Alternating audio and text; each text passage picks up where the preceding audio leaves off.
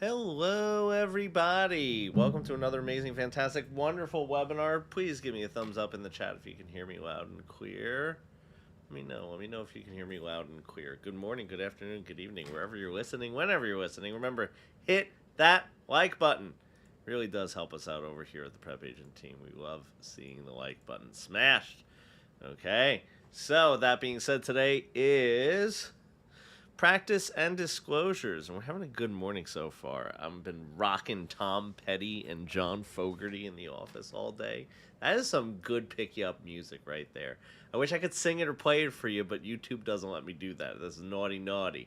So what I want to say is this, okay? First and foremost, I want to say if you haven't already signed up for some of our crash courses, we have a couple coming up. Hey, for all of you except those of you in Cali that are having trouble with math, okay, get on that train on the 8th. We're going to be doing a math choo-choo train, okay? And then we have an agency crash course, California crash course, national exam crash course, a ton of them. And sign up today if you want to get involved in any of those. So, that being said, and where you find those, just so you know, you just go to your account, okay? And you just hit crash courses right down at the bottom. So, that being said, let's jump into some practice and disclosure questions, shall we? We shall. So, in order to be valid, all exclusive listings must include a definite date of expiration, permission for the listing broker to appoint subagents, an automatic renewal clause, or dragnet clause. What say you in that one? You see, and Corinne said that you have so much relief because you have a situation where you don't have math in Cali.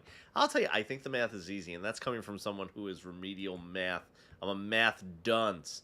I think it's actually not that bad, and that's why, hey, if you want to see, I make it as understandable as possible on that webinar. So join me next Saturday. So this one, a lot of you are saying A is an apple. Yeah, in an exclusive listing, okay? In an exclusive listing, you 100% need to have a definite date of expiration. And someone's in the chat saying they can't see or hear anything. Just could someone just type in and talk to them and say, hey, that's a you problem, not a Stu problem? Just so you know. And yeah, hey, I usually don't say this that often. But if you are having any audio or technical issues with any of the webinars, I mean, so if you're a webinar person, you come in here, 9 out of 10 times, it's you, not me, okay? 9 out of 10 times, okay? And also, if you don't see the chat just blasting out where there's 30 people saying, I can't hear you, it's probably yous, okay? So, let's go ahead, let's take a look at the next question. Sale of a leased property affects the tenant in which of the following ways? The tenant is protected only if the lease has been recorded in the recorder's office. The tenant is protected by the lease, so the new owner must honor the current terms and conditions of the lease. C, the tenant must be sure to obtain the return of his security deposit from the seller. Or D, the tenant must move or renegotiate his lease within 30 days. So the sale of a leased property affects them how?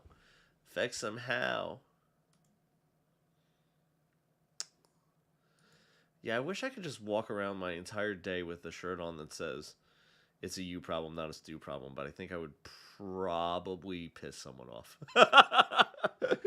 So, what do we say on this one? So the property is going to be a situation where it's been sold and it's being leased, right? So, sale of a leased property, how does it affect the tenant? Well, it's a situation where the tenant is protected by the lease. So the new owner must honor that lease. Whatever the terms are, whatever the situation is, that would 100% be the situation there. So now let me ask you this question. What is an estate for years? What is an estate for years? Since we're talking about leases, what is an estate for years?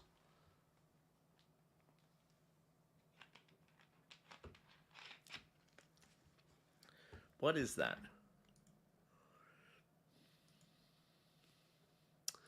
Nothing? So an estate for years is going to be a lease that has a definitive period of time. So someone said a short-term lease. Could be. It just has an end date. It could also be a 5-year lease, right? Hey now, hey now, hey now. Right? That would be an estate for years. As long as we know an end date, then it's an estate for years. Could be short, could be long. Don't know. Don't know. All we know is that it has an end date. Beautiful, beautiful. So if you have an estate for years and that property is sold, guess what? They have to honor that sold that lease whenever it's going to end. Okay? So, let's go ahead. Let's take a look at the next question, shall we? Let's see. So, Jake, before we see that, Jacob said in, Jacob passed a real estate exam. Oh my God, congrats, congrats, congrats. I love it, I love it, I love it. Okay.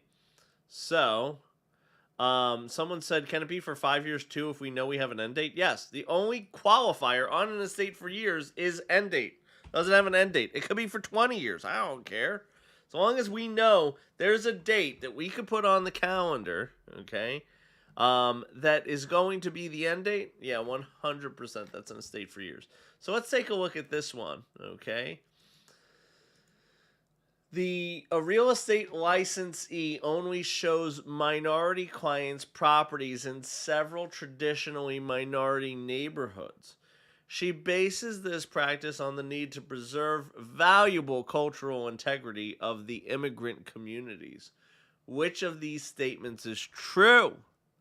The licensee's policy is steering and violates the fair housing law regardless of her motivation. The licensee's policy is steering, but it does not violate fair housing because she is motivated by cultural preservation, not by the exclusion or discrimination. Okay? C, because the licensee is not attempting to restrict the rights of any single minority group, the practice does not constitute steering. Or D, the licensee's policy has effect, but not the intent of steering. Oh my gosh. So, what say you in the chat? A lot of you are saying A as in apple. Yeah, so here's what I'm going to say. A as in apple is going to be the winner chicken dinner on this one, okay? Why is that? Well, here's the thing. Steering is steering is steering is steering is steering is steering is steering regardless of your motivation. You know, I usually give the so there's a couple things that I'm going to tell you. So what I'll tell you is this. I haven't mentioned this one in a while, but it's about going on maybe 4 or 5 years ago. There was an excellent, probably the best piece of investigative news that I've seen in a long time. On Long Island, New York. It's going to be Newsweek or Newsday. It's one of them. Look up Newsweek or Newsday realtor discrimination. And wow, they did a private investigation of 93 agents, undercover, video camera, everything. Whew, it's crazy. Crazy stuff that was being said. Oh man, crazy stuff like, no, not good. Because what happened was there was a lot of times where the motivation, okay, is going to be, on face value, going to be a situation where it's not meant to be discriminatory. However, if you are steering, that is 110%, regardless of your motivation, that is going to be steering. So let me just take a look at some questions that I have in the chat. Is it true that it's not steering if the minority race isn't the same as the one you're showing? No. Listen to what I'm going to tell you. If you are guiding someone to or away from an area, okay? If you are guiding someone to or away from an area due to them belonging to a protected class, that is blockbusting. Done. It doesn't matter if it's not because it's not the same. Nope. Because here's what I'm going to tell you. Like something that has a little bit of truth to it, but I'll tell you a situation, okay, that happens with me. And I tell this story all the time to kind of re-enshrine the fact that motivation doesn't matter, okay? Because you will see this on your test. Absolutely 100% take it to the bank.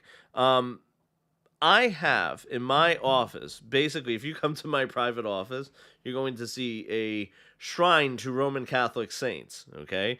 Why is that? Because, well, my 93-year-old grandmother comes in, and every single time she comes in, she brings another, a piece of Roman Catholic iconic, basically there's going to be a saint, a statue, a thing. So it looks like a church, for all intents and purposes. So it's kind of hard to not get away from the fact that my office has all these Roman Catholic figures in it. And what happens is that also naturally has conversation around it. People tell me what they're like. If they're Roman Catholic and you see that, guess what? People probably talk about that. So if I had a buyer come into my office, and then what happens is that buyer, okay, is going to then say, oh my God, they make a comment on the Roman Catholic things. And I say, you know what? I know in this part of the state, there's a really great Roman Catholic church. I'm going to show them homes there. Hey, would it be true that they probably might want to be there and that might be a great thing for them? Yes, but is it steering? It still is. Okay. So someone asked a question in California. There was a question: if you take an African American to an Asian area, is it steering? Yeah, I mean, if you take them there because that's what they are asking to see, and or that's what fits their needs, no. But if you are taking them there because of the fact that they are of a minority group, okay, as opposed to another area, okay, then that's when it's steering. Steering is when you're guiding them to or away from an area based on them belonging to a protected class, okay? So you have to answer the question, are they just simply taking them there and they happen to be, of a minority, they are a member of a protected class, and you were just taking them to an area that you take everyone to? You have to treat everyone like you have to treat everyone the same. So if you are treating someone differently, okay, that's going to be the situation there. So, listen, I know we spent a lot of time on that one, but I like talking about that because you do get a lot of questions on that, and that is something that is important, and it carries over even to the practice of real estate. So, let's take a look at this one. The effort that brings about the desired result in a sale is known as realtor, procuring cost, principal, or procuring broker. What say you in the chat?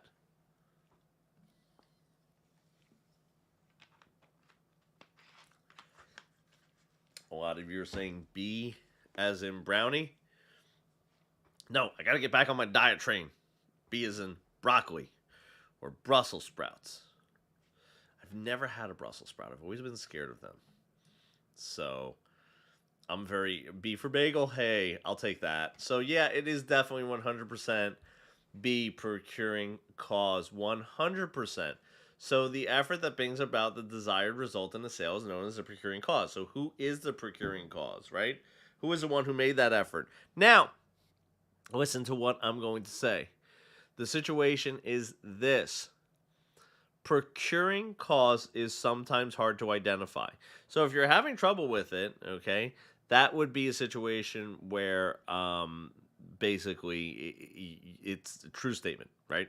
So basically, procuring cause is sometimes hard to identify. Okay. So any questions, concerns, burning desires on that? Someone said air fryer Brussels sprouts. They still look weird. Still look strange. I'm very much so that picky eater. Actually, you know what's funny? I am a picky eater except when it comes to Asian food. Any Asian food, I will try like anything. Which is probably I should not be that way. But yeah, I am that way. It's kind of crazy. So, let's go ahead. Let's take a look at this question right here. Alicia is a licensee with Fowl Real Estate Incorporated. She placed the following ad in a newspaper: big bedroom, sun deck, and fireplace, $500,000, 273-1321. Which of the following best describes that ad? Now I'm going to take that is a telephone number without an area code, which we haven't had that in a long time. So this violates RESPA. This is blind advertising. This is false advertising, or this is misleading advertising. What say you in the chat? What say you?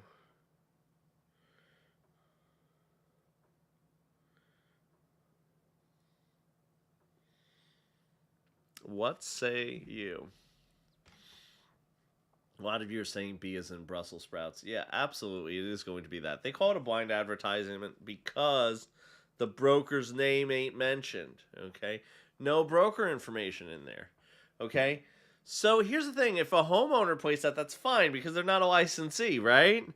But the situation is they're a licensee, so the broker is going to be, their information needs to be included. All 50 states, no matter where you are, no matter what's happening, you need your brokerage information. You can't be flying solo. Okay, so let's go take a look at the next question. If an advertisement is placed in a newspaper and the advertisement of the house for sale, okay, let me get my English proper and stop rushing. So that's also a tip for all of you. So you ready? If an advertisement is placed in a newspaper advertising a house for sale and only the APR is stated, total finance charges must be included, additional disclosures are not required, the amount of the down payment must be included, or the number of payments must be included. What say you in this one? Okay? I don't know what it is about today, but maybe I need to try Brussels sprouts for the first time. See, I have them on my mind now.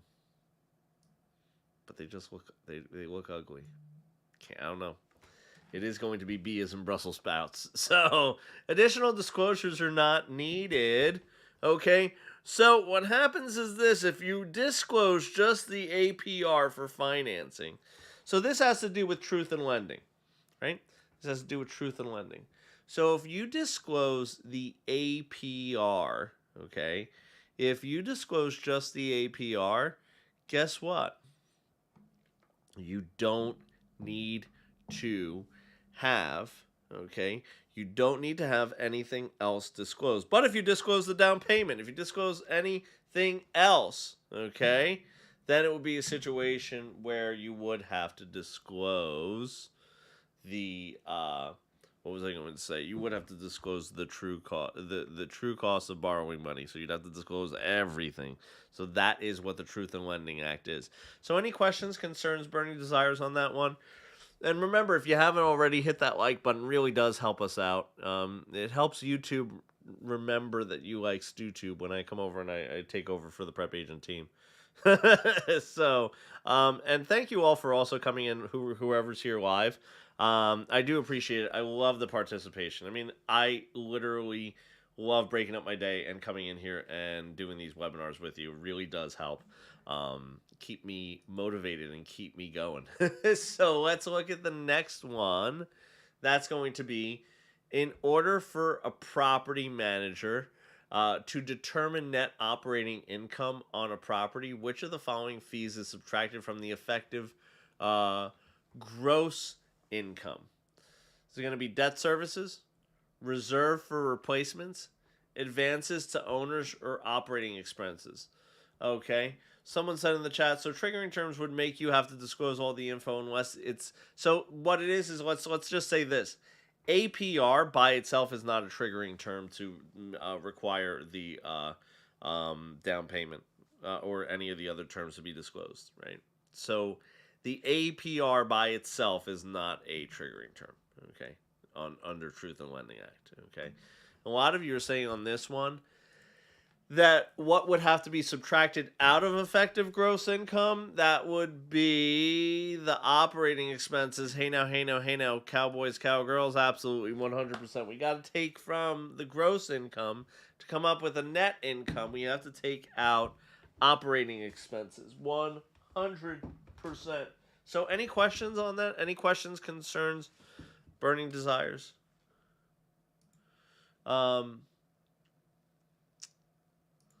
All right, let's look at the next one, shall we?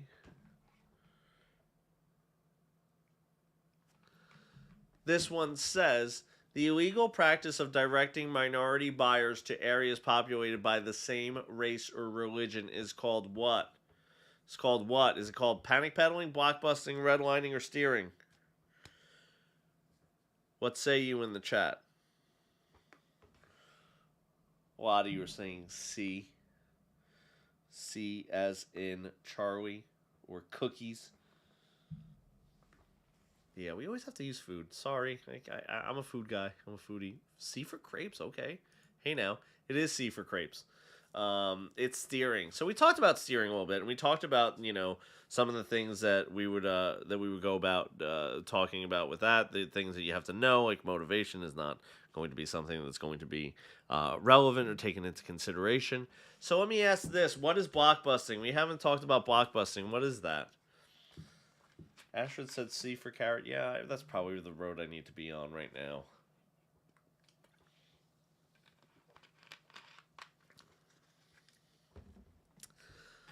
I'm trying to get... Let's see. So, here's the situation. You ready? Yeah, so here's what blockbusting is. Blockbusting is when you go to an area and you say, hey, these people are moving in, these people are moving out. You need to sell your property now, preserve the value, okay? Yeah, that's blockbusting or panic selling, okay? 100%. So any questions there? We good there? I like it. I like it. So let's go ahead and take a look at the next one. In which of the following situations may a real estate licensee lawfully refuse to show a home to a minority prospect who is requested to see it? When the owner is out of town and has instructed the licensee that no showing may be made in his absence. When the owner is exempt under the 1968 Fair Housing Law and stated that his single-family home is not available to minority persons. B, the agent may not refuse to show the home to any minority person at any time. Or D, when the licensee sincerely believes that showing the property to the minorities would cause panic in the neighborhood. Oh, man. I don't think anyone's picking D. So what say you in the chat? Do we have A as an apple pie? Apple pie? Yeah, 100%. A as in apple pie. That is 100% correct, okay? A as in apple pie. When the owner is out of town and they say to the licensee, hey now, you can't show it to anybody. So basically, the licensee is treating the person just like they would anyone else. So if it's a situation where everyone's being treated that way and no one's getting special treatment, then there is no discrimination being had there, okay? So that is the situation, okay? So that everyone is being treated the same. Same thing in your business.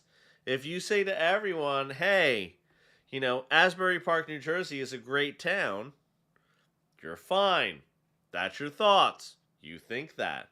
If you say to only, one minority, to one group of people, okay, I think that Asbury Park is a great town, and then to another group of people, you say, nah, I don't know about that Asbury Park. That's discrimination. Okay? 100%. So any questions, concerns, burning desires on that one? Anything? Anything that I could possibly clear up for you?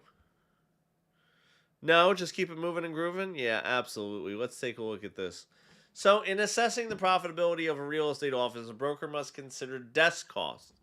Which answer best describes how to calculate desk cost? Divide the total cost of rent, utilities, and advertising by the number of salespersons. Calculate the cost of all desks. Divide the total operating expense of the office, including salaries, rent, insurance, by the number of salespersons. Or D, calculate the gross profit of the office less expenses, divide by the number of salespersons. What say you in the chat? Okay. So someone said, I've never heard of desk costs. Yeah, so what I will tell you is this, okay? I don't think this is going to be a huge portion of your test, so I wouldn't, lose sleep over this. Like, this falls under the category, I think, of, hey, if you know it, cool. If you don't know it, not a big deal. You don't have to lose sleep over it. But also, when you see the answer, it kind of makes sense, okay? C as in coffee, absolutely. Divide the total operating expenses of the office, including salaries, rent, insurance, by the number of salespersons. That's it. Done. Kaputski. So, any questions on that? right? And if you look at that as opposed to the other answers, that kind of makes sense. Okay, so let's go ahead. Let's take a look at the next question. Okay, a balance sheet for a real estate office would show the balance the firm will retain after paying commissions on transaction. It will show the balance sheet, the balance that should be the firm's business checking account after the monthly bank statement reconciliation. It will show the firm's assets, liabilities, and net worth, or it will show the net earnings for the firm for the year after taxes. What say you in the chat? Their balance sheet, a lot of you are saying that it's going to be C as in crumb cake, right? Crumb cake. The firm's assets, liabilities, and net worth 100%. That's what a balance sheet is going to show. Again, another question that I feel like, if you know it, great. If not, not a huge deal. Let's look at this one, though. This one I think is going to be a good one. This is a simple rule, but you got to learn it. So, Davila is a salesperson associated with Broker Brown and is serving as a buyer's agent for Sam. After Sam has bought the house, Davila can expect payment of a commission from the seller, Brown, Sam, or either Sam or the seller, depending on how the sales agreement reads. Okay? So what say you in the chat? What say you?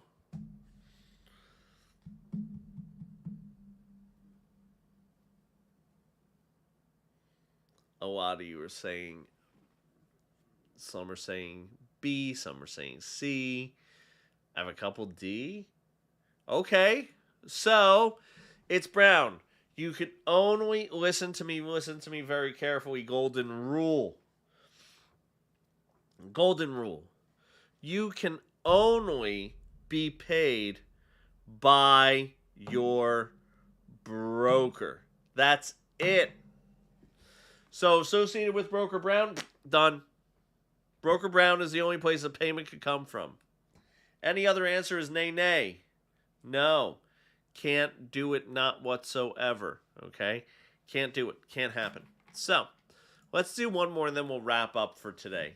So, in a real estate sales transaction, the amount of earnest money deposit is determined by the broker, the minimum of 5%, of the sales price, agreement of the parties, or real estate license law. What say you in the chat? What do you say on this one?